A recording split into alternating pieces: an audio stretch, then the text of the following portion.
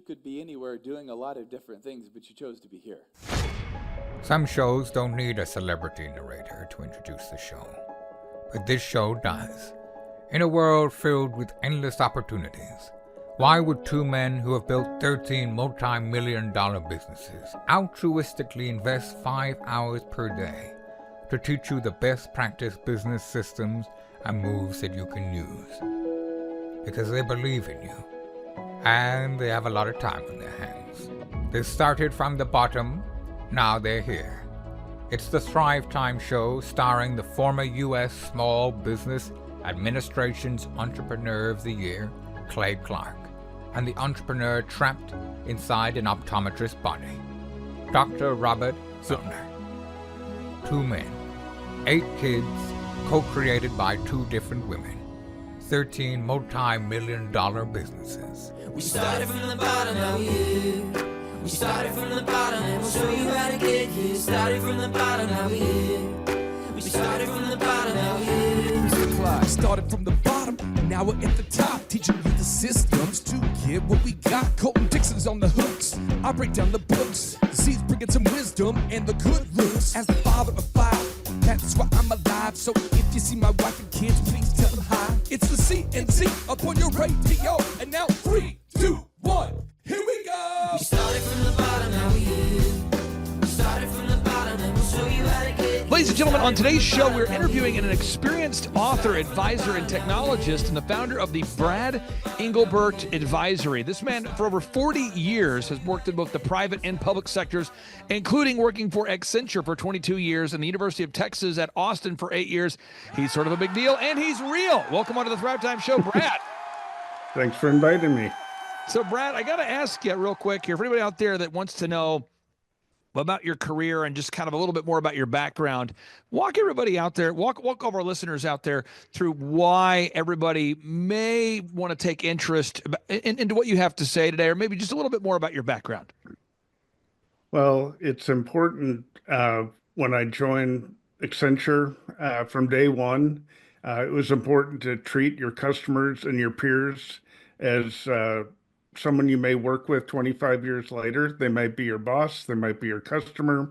And in fact, the person I started with in my first year, 25 years later, became the chief information officer of a large organization the same year I became the chief information officer at the University of Texas at Austin. So it came true.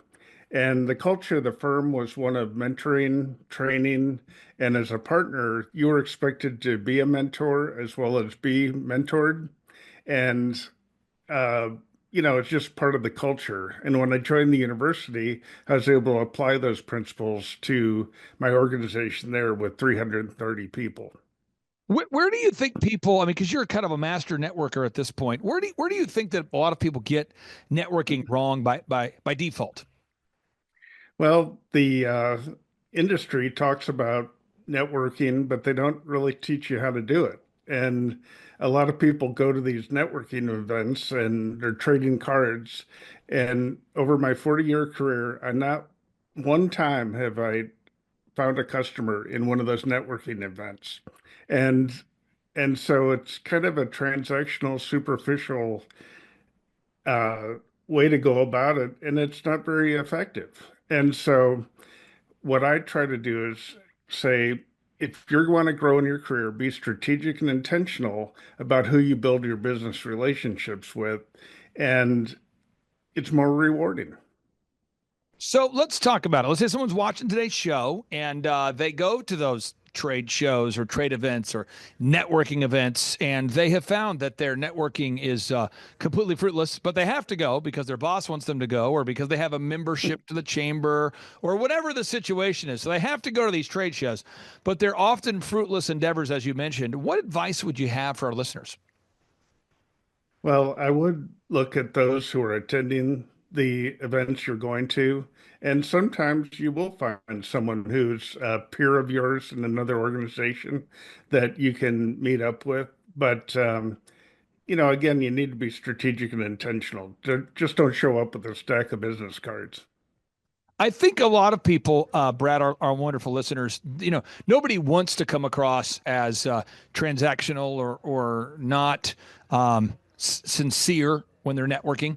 But at the same time, they maybe by default are coming across as transactional and insincere, or maybe they're not able to develop those relationships in a way that would work. I think a lot of people go to the trade shows and conferences thinking, what's in it for me? What Mhm. help everybody Right. out there just completely reframe the way they approach networking. Well, I would start with those relationships closest to you, and that would be your boss. It would be your direct reports.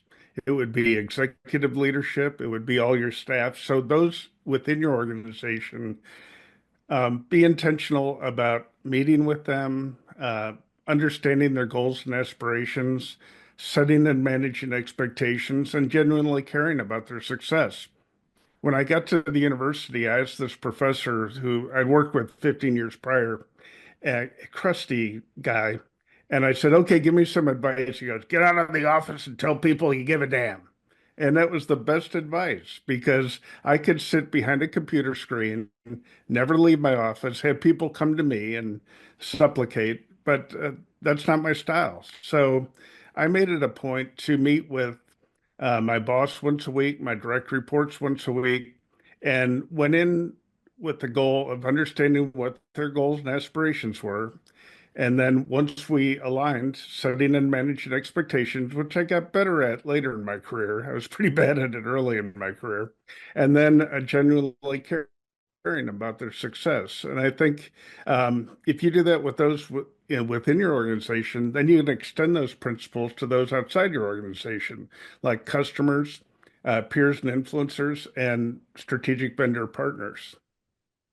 Now you're really talking to some practical stuff that I think a lot of our listeners can relate to. They're saying, okay, I'm behind my computer, I'm on LinkedIn, I'm on X, I'm on Facebook, I'm tagging people I know, I'm tagging people I've met, I'm posting things on X and tagging you, tagging me, tagging it, tagging the trend.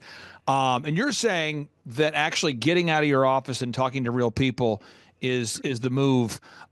Walk our listeners through how to do that for people out there that have never done this before, who think that networking involves emailing, tagging, texting, automating reminders. What would you say to them? Well, let's start with your boss. Hopefully, you're meeting with your supervisor weekly. Um, I always show up with an agenda, so you know what topics you need to cover.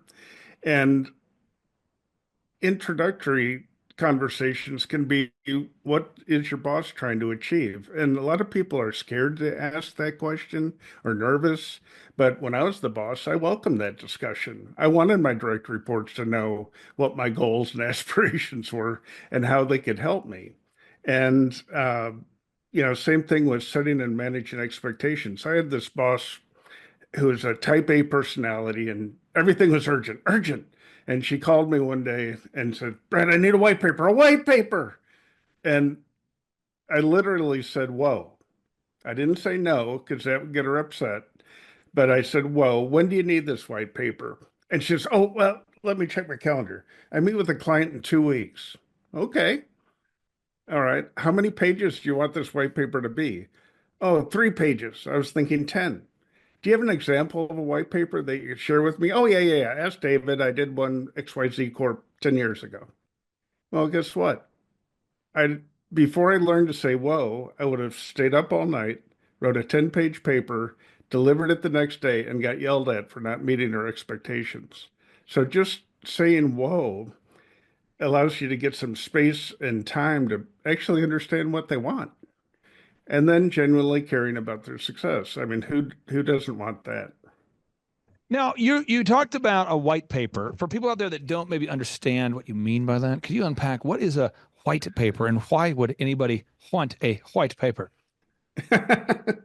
Well, it's just a document that explains a certain uh, point of view or topic. So it's just explaining why this point of view would be important for the customer or the client.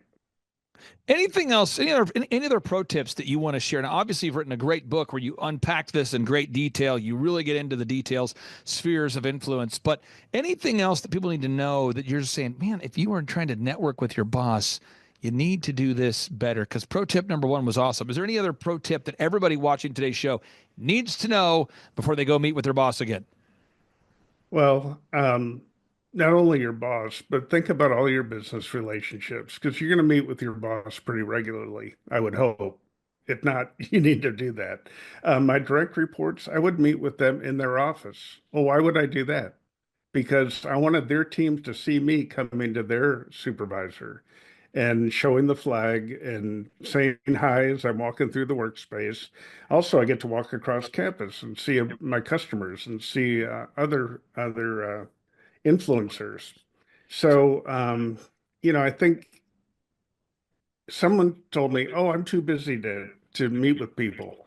Well, you're too busy not to be. You'll be busier if you don't meet with them because misunderstandings can happen. I had a customer who was the executive director of this large organization, and we were implementing a financial system, and I would meet with him every month like clockwork just to say, here's what's going on, here's where we're headed, here,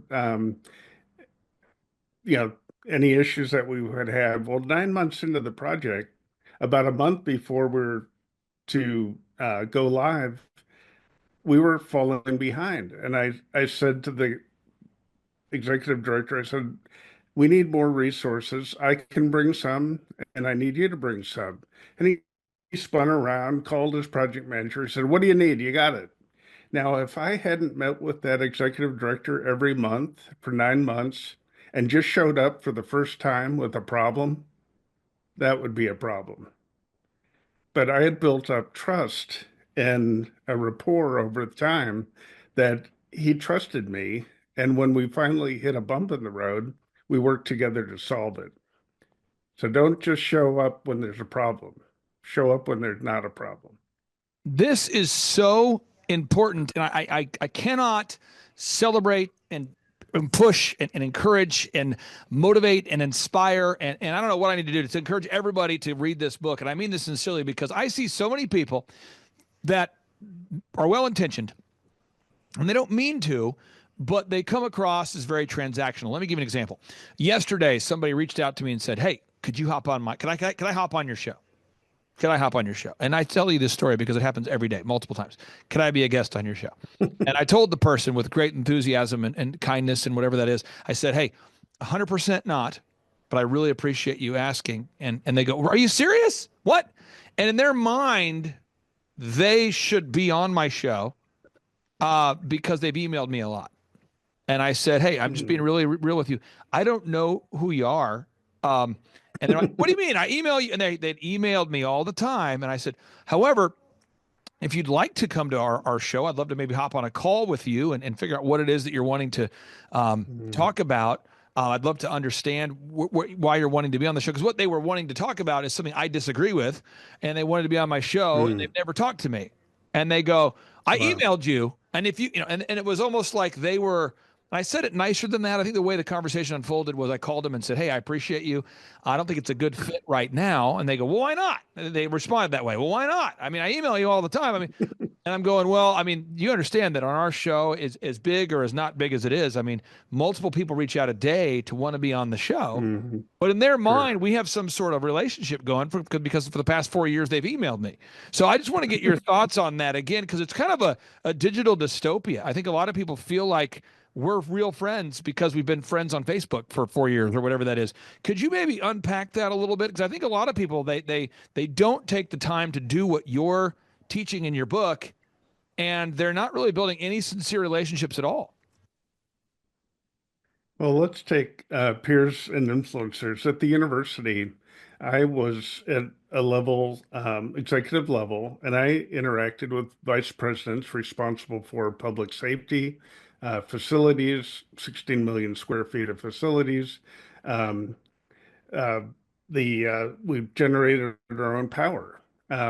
So I met with those peers every 4 to 6 weeks just to find out how can I help them? What are they trying to achieve? And how can we work together better? So take public safety. It wasn't a matter of if there'd be a problem, it would be when there would be a problem. And I told the VP for public safety that, having information technology is central for you to be successful. So we would talk about it, and then our teams would get together and practice what would happen if there was a power outage? What would happen if there's an ice storm, a hurricane, a shooting, which we had, a murder, which we had, a bomb scare? When we got the bomb scare, I was out on the mall with just my phone. But we had standard operating procedure that when there was a crisis, we all hop on a conference bridge. Public safety VP was hooked to the executive leadership, and we worked the bomb scare from outside on the mall. We practiced that. And so if I had not reached out, got out of my office, and gone to meet with them, we wouldn't be ready. You had taken the time to prepare. You'd built these relationships. You had sown the seeds. Again, you took the time to develop these relationships so that when something bad happened, people received what you were saying. They knew you were a serious person. They knew you had a protocol. They knew you had systems. If you're watching today's show and you're struggling to network, I encourage you, I'm telling you folks, check out this book, Spheres of Influence. Let's talk about this. If I'm trying to network with someone I'm trying to sell something to, so if I'm watching today's show and I'm trying to sell something to somebody, I think a lot of people think, I'm going to cold call someone I just met and convince them to buy something they just heard about, and it doesn't work. What are your rules or pro tips for calling people we don't know and selling something to them? Well, that's a very expensive way to do business. Accenture has 80% or higher return customers. Well, why is that? Because you've been successful together, and success breeds success. So I would actually start with your customer base you have and what can you do to generate more value for your customer base. Not all your customers, but your top customers, your best customers. And sometimes you need to let some not so good customers go. When you're dealing with a new organization, there's a technique called a power map, where you take out the organization chart and you circle the obvious leaders that you need to know, but then you try to identify influencers. So at a very large Research One university, the chief of staff to the chief financial officer, 30-year employee, trusted across campus, we worked very well together to transform all their administrative systems and processes. I went to another Research One university, same size, 50,000 students, 21,000 staff, 4,000 faculty. And the chief of staff for the CFO said, I just started here a year ago. He's got me working on these little projects. I don't think you should waste your time with me, which was really helpful. So in one organization, there was an influencer who was very much became a partner in success, and another organization, that same position was not influential at all. So invest, do your homework before you do a call and make sure you qualify the opportunity. One thing you mentioned earlier is you talked about developing this relationship. So when bad things happen, you've already got a relationship built there. There's a trust factor. I want to get really, really granular on this, Yesterday, I took a call from a person. I'll be very vague, but they're a household name. And so if I mention their name, everybody watching today's show would say, oh, I know who that is. I mean, probably 99% of the people watching today's show would say, oh, I know who that is. And when I took the call was, I keep a to-do list. On my to-do list, I had 3 things ready to go if they called. So when they called, not only did I answer their question, but I had 3 additional things to go over. And I took the time to, talk to him about how are you doing? How are things? And you take that time to just marinate a little bit. But if that person had called and I didn't take the time to marinate and say, how are you? How are things? And I didn't follow up on some previous conversations, it could have felt transactional. I want to get your Sure. thoughts on this. What's the best way for somebody out there to, on a very specific, detailed level, what is the best way for people out there to have a phone conversation with somebody? Because I think if you're not careful, you take the phone call, it's transactional, and that's at the end of it. But I think there's a better way to nuance those phone calls, and I want to get your thoughts on that. Well, I would start with my first principle, which is understand their goals and aspirations. People love to talk about what their goals and aspirations are. They want you to know. And if you can help them, then you can talk about how you can help them. Sometimes I could not help a client, but I would find someone who could help them. I had a customer who wanted me to be their IT person, and it's like, I wanted to write this book. I said, I can't be your IT person. I'd like to, but if I do, I will never write my book. So I'll find someone. And I found a woman who had worked for me many years prior who was brilliant. And she actually built an e-commerce capability for a large technology firm. That's what this customer needed. And so she came in and within 3 months had transformed their business. And so I went on to write my book and they got their needs met. And it's just important to I have two phrases I found throughout the book. One is use your words. So if you're a direct report and you need something from your boss, use your words. And the second phrase, your people are not mind readers. So if you're the boss, you need to use your words and let people know what you expect and want. And frankly, not everyone's good at that. So that's why you have to ask.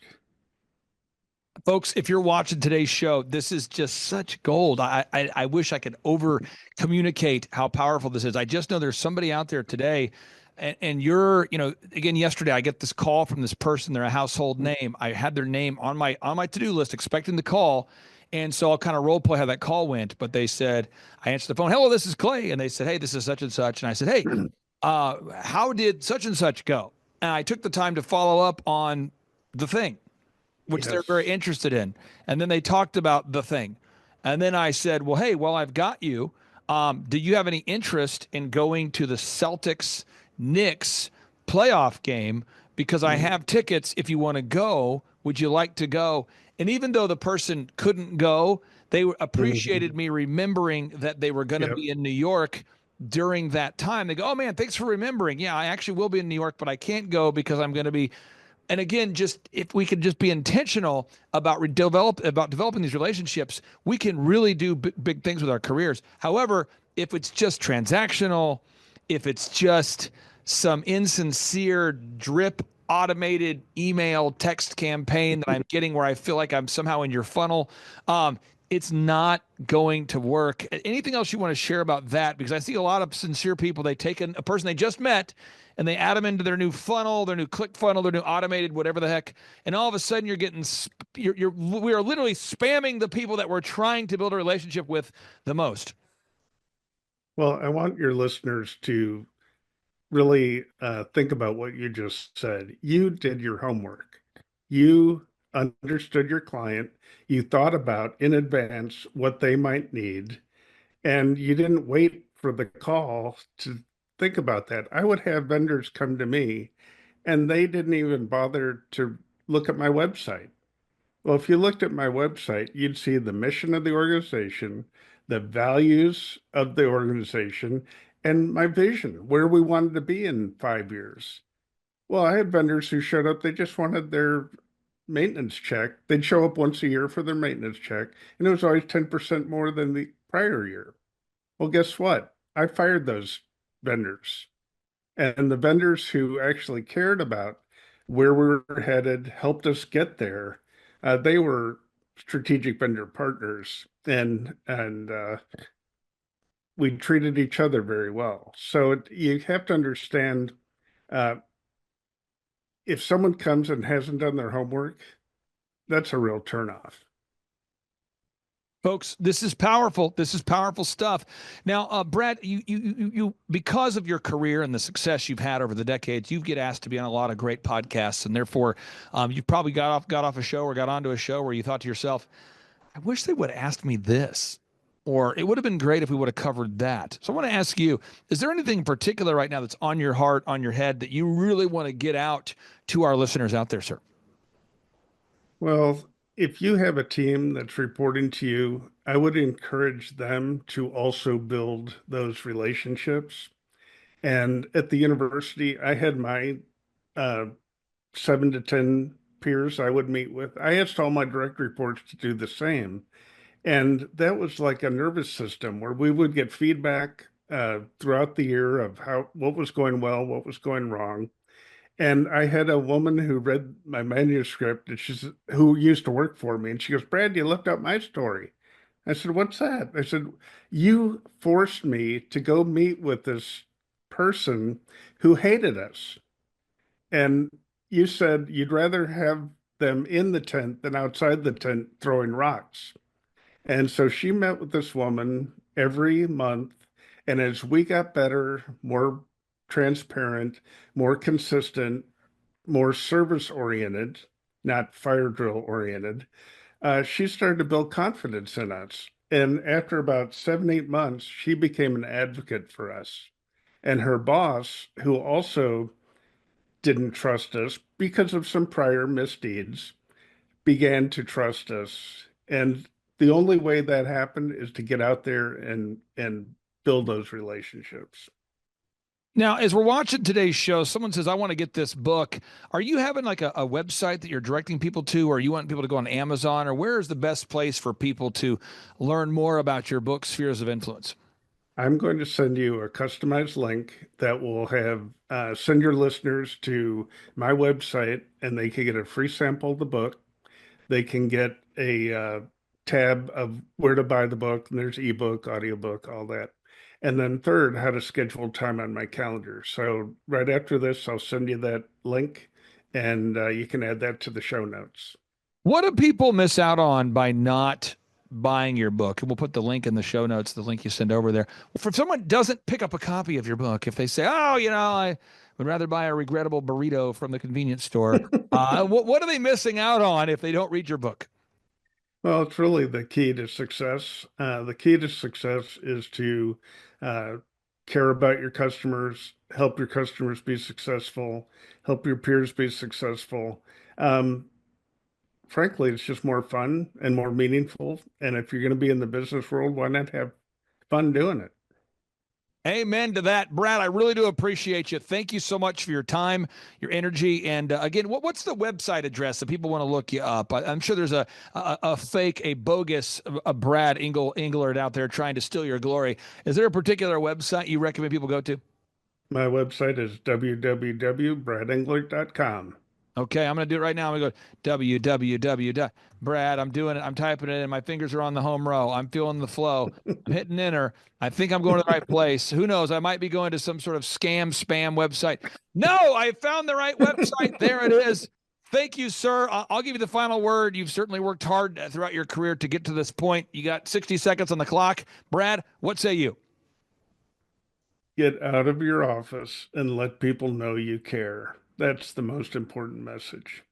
Don't hide behind a screen. Don't hide in your office. Just get out there. That's where you'll be successful. That right there, folks, is hot sauce. That right there is the boss. Brad, thank you so much for joining us today. We'll talk to you soon. Thank you. Bye-bye. Clay, my honor to be on your show. And thank you for all you do. I hear the ripple effects from you are good ripple effects. You know what I mean? People rave about what they learned from you. So congratulations. Sean, guess what's happening June 5th and 6th right here in Tulsa, Jerusalem?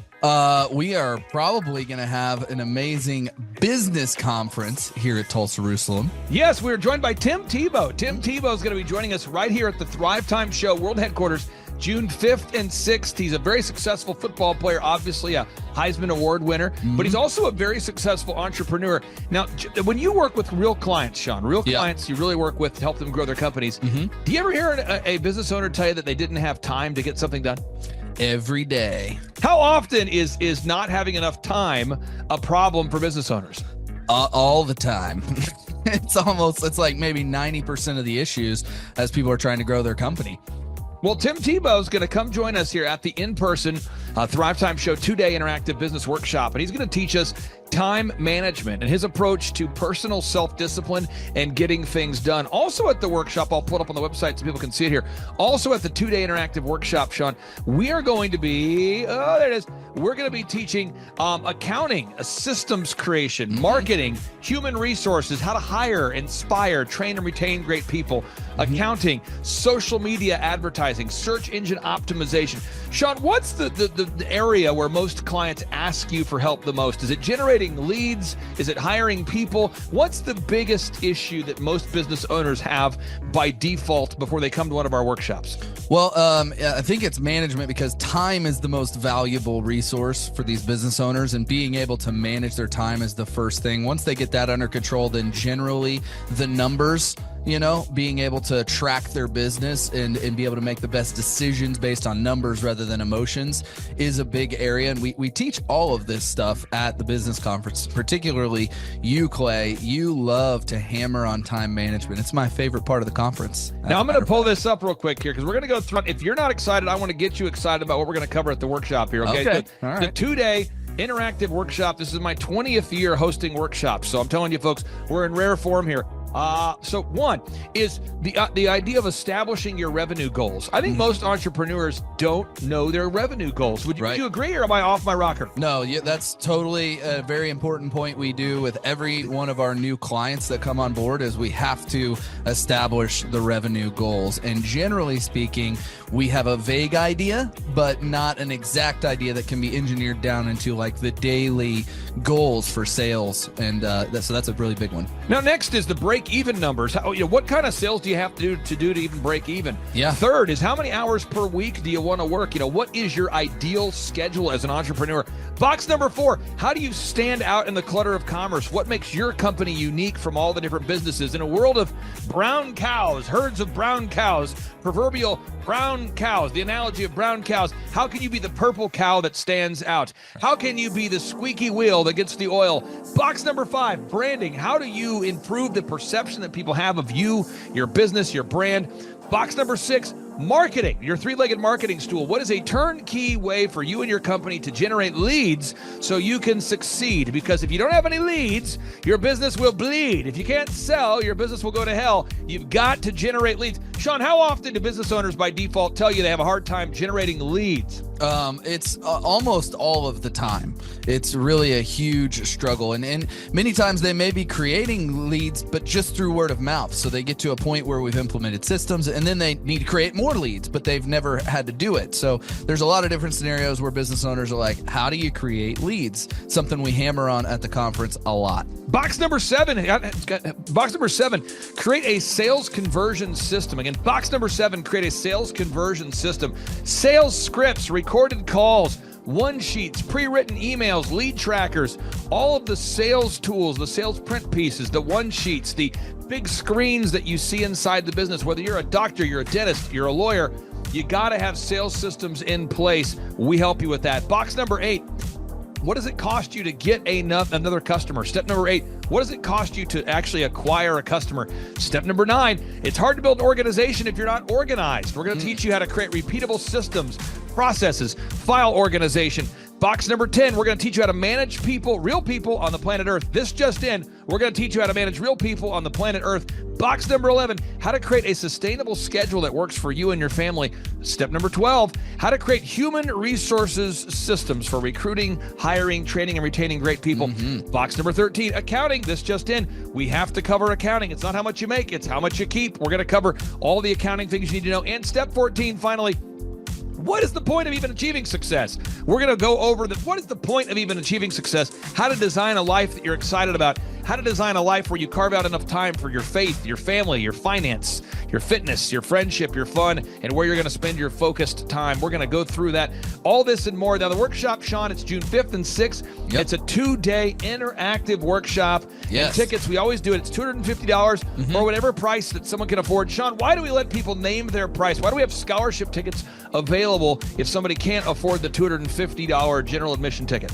Well, we don't want anybody to miss out on it. You know, you could be at a startup phase or you could be, you know, way along in your business, but we want to make it accessible for everybody. I think it actually goes back to a story of your dad, and like it goes all the way back to how you've always done this as a business coach, trying to make sure that, you know, your average people out there have access to the things that work. Now, 7 a.m. to 5, Sean, why do we go from 7 to 5 both days? I mean, it's 10 hours a day. 20 hours of training over 2 days. Why do we do 10 hours a day, Sean, of back-to-back workshops? We do a 30-minute teaching session. We do a 15-minute question and answer session, and then we take a break. 30 minutes of teaching, 15 minutes of question and answer, then we take a break. Why do we do that format, Sean? That format is so that we can keep people engaged and not just sitting there listening, but also getting involved. We really encourage people to ask questions, and that's really where the juiciness of the conference comes out, is you can put your personal situation and your questions on the board, and Clay will tee off and give you direct advice. Even without being in our coaching program, you can get direct coaching from Clay. It's really a very engaging format. I enjoy it a lot. Sean, final 60 seconds pop quiz here. What date is the conference? June 5th and 6th, 2025, this year. Question number 2, who's our keynote speaker coming to the conference there, Sean? Tim Tebow is our keynote speaker. Sean, question number 3, how much does it cost to come to our in-person 2-day interactive business workshop right here in Tulsa, Oklahoma? I think it's, did you say it's $250 or whatever you can afford? That's right, $250 Yes. or whatever you can afford. Sean, how do you spell Eric Trump backwards? P-M-U-R-T-C-I-R-E.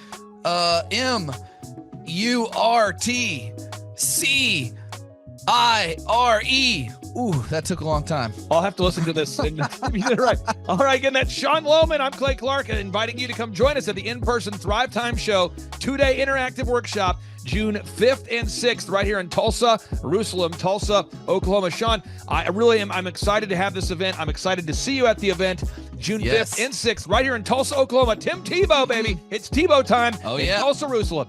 You could be anywhere doing a lot of different things, but you chose to be here. Clay Clark is here somewhere. Where's my buddy Clay? Clay's the greatest. I met his goats today. I met his dogs. I met his chickens. I saw his compound. He's like the greatest guy. I ran from his goats, his chickens, his dogs. So this guy's like the greatest marketer you've ever seen, right? His entire life, Clay Clark, his entire life is marketing.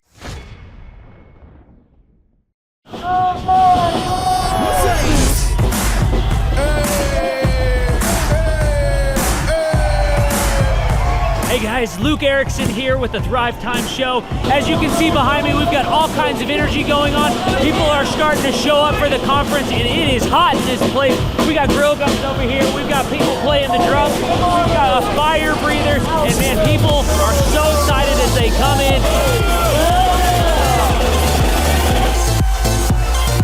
The conference is kicked off. This house is packed. We've got Aaron Hansis with Shaw Holmes up there. We've got Steve Currington with Total Ending Concepts up there talking about what is possible when you just implement, when you do the proven system. It's so exciting. People are going crazy. Guys, Luke Erickson with the Thrivetime Show here with you. It is day 2 and the energy is high. People are so excited to be showing up. The team is ready. Come on, let's see what it's like to go on in for day 2. Follow me.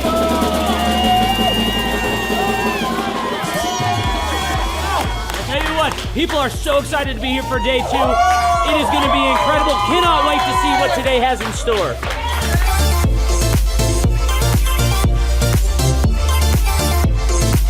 Right now, here at the conference, we've broken into groups going over search engine optimization. I know for most of us, myself included, if you hear that term, you go, what is that? What does that mean? That's too techie for me.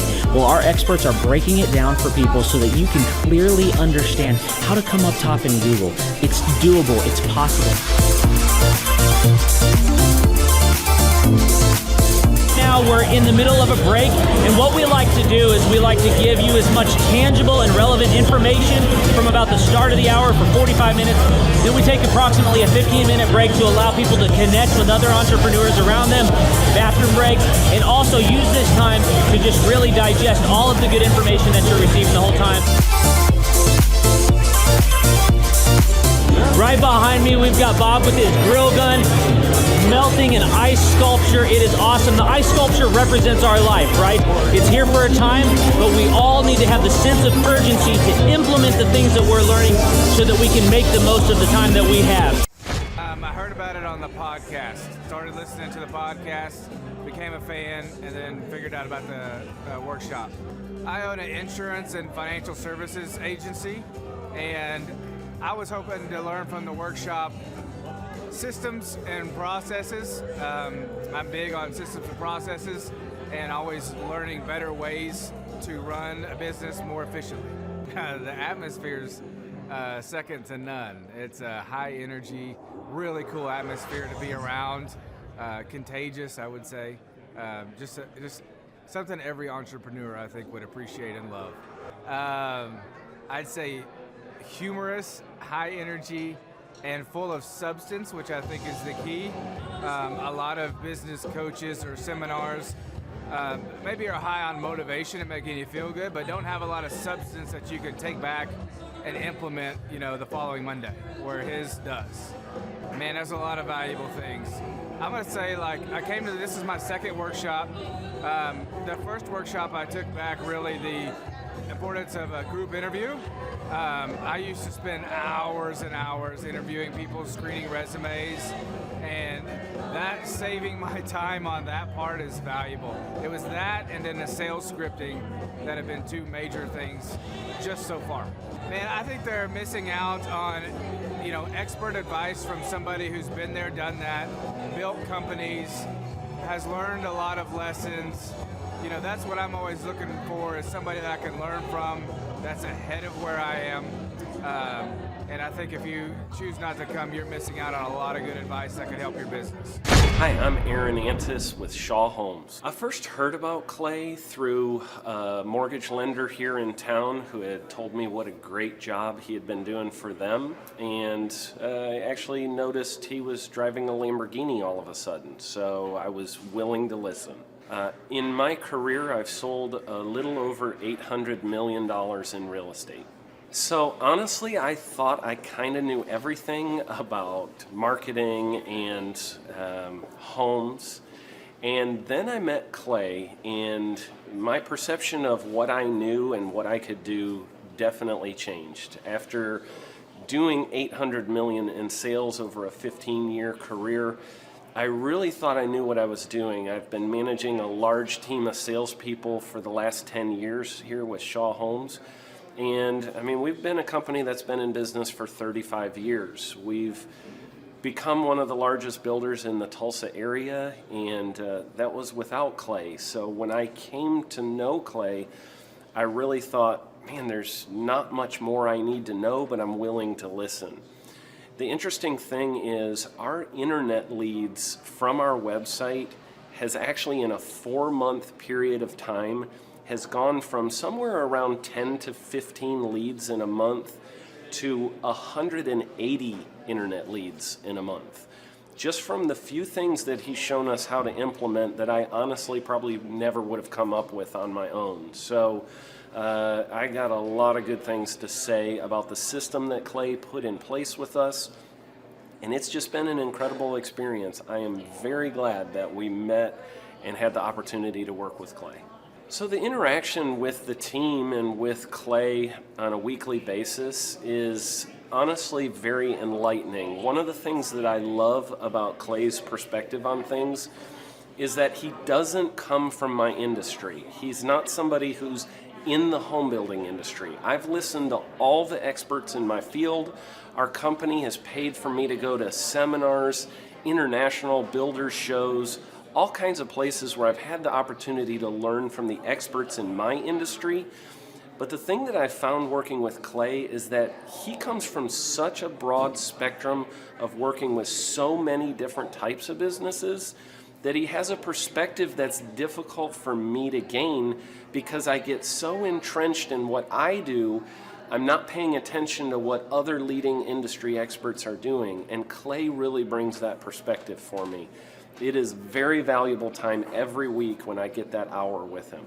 From my perspective, the reason that any business owner who's thinking about hooking up with Thrive needs to definitely consider it is because the results that we've gotten in a very short period of time are honestly monumental. It has really exceeded my wildest expectation of what he might be able to do. I came in skeptical because I'm very pragmatic, and as I've gone through the process over just a few months, I've realized it's probably one of the best moves we've ever made. I think a lot of people probably feel like they don't need a business or marketing consultant because they maybe are a little bit prideful and like to think they know everything. I know that's how I felt coming in. I mean, we're a big company that's definitely one of the largest in town. And so we kind of felt like we knew what we were doing. And I think for a lot of people, they let their ego get in the way of listening to somebody that might have a better or different perspective than theirs. I would just really encourage you, if you're thinking about working with Clay, I mean, the thing is, it's month to month. Go give it a try and see what happens. I think in the 35-year history of Shaw Homes, this is probably the best thing that's happened to us. And I know if you give them a shot, I think you'll feel the same way. I know for me, the thing I would have missed out on if I didn't work with Clay is I would have missed out on literally an 1,800% increase in our internet leads, going from 10 a month to 180 a month. That would have been a huge financial decision to just decide not to give it a shot. I would absolutely recommend Clay Clark to anybody who's thinking about working with somebody in marketing. I would skip over anybody else you were thinking about, and I would go straight to Clay and his team. I guarantee you're not going to regret it because we sure haven't. My name is Danielle Sprick, and I am the founder of D Sprick Realty Group here in Tulsa, Oklahoma. After being a stay-at-home mom for 12 years and my 3 kids started school and they were in school full-time, I was at a crossroads and trying to decide what do I want to do? My degree and my background is in education, but after being a mom and staying home and all of that, I just didn't have a passion for it like I once did. My husband suggested real estate.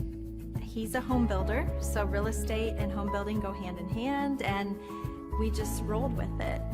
I love people, I love working with people, I love the building relationships, but one thing that was really difficult for me was the business side of things. The processes and the advertising and marketing. I knew that I did not have what I needed to make that what it should be. So I reached out to Clay at that time, and he and his team have been extremely instrumental in helping us build our brand, help market our business, our agents, the homes that we represent. Everything that we do is a direct line from Clay and his team and all that they've done for us. We launched our brokerage, our real estate brokerage, 8 months ago. And in that time, we've gone from myself and one other agent to just this week, we signed on our 16th agent. We have been blessed with the fact that we right now have just over 10 million in pending transactions. 3 years ago, I never would have even imagined that I would be in this role that I'm in today, building a business, having 16 agents. But I have to give credit where credit's due. And Clay and his team and the business coaching that they've offered us has been huge. It's been instrumental in what we're doing. Don't ever limit your vision. When you dream big, big things happen. I started a business because I couldn't work for anyone else. I do things my way. I do what I think is in the best interest of the patient. I don't answer to insurance companies. I don't answer to large corporate organizations. I answer to my patient, and that's it. My thought when I opened my clinic was I can do this all myself. I don't need additional outside help in many ways. I went to medical school. I can figure this out. But it was a very, very steep learning curve. Within the first 6 months of opening my clinic, I had a $63,000 investment. I lost multiple employees. Clay helped us weather the storm of some of the things that are just a lot of people experience, especially in the medical world. He was instrumental in helping with the specific written business plan. He's been instrumental in hiring good quality employees, using the processes that he outlines for getting in good talent, which is extremely difficult. He helped me in securing the business loans. He helped me with web development and search engine optimization. We've been able to really keep a steady stream of clients coming in because they found us on the web. With everything that I encountered, everything that I experienced, I quickly learned it is worth every penny to have someone in your team that can walk you through and even avoid some of the pitfalls that are almost invariable in starting your own business. I'm Dr. Chad Edwards, and I own Revolution Health and Wellness Clinic. Clay, my honor to be on your show, and thank you for all you do. I hear the ripple effects from you are good ripple effects. You know what I mean? People rave about what they learned from you, so congratulations. And we went from expecting maybe 250,000 this year to we're at 400,000. Hi, I'm Kelsey with K&D's Woodruff Finishing, business owner at 23. So I've been working this K&D's company for about 5 years now, and we started working with Thrive not too long ago. And we went from expecting maybe 250,000 this year to we're at 400,000. That's what we're going to hit or exceed. So we're pretty excited about that. It's been pretty much just listening to what they have to say. Their hiring process has just really been incredible as far as finding good quality help, and the just the accountability of meeting up with them weekly, and like such good insight, the resources that they have for specific business questions.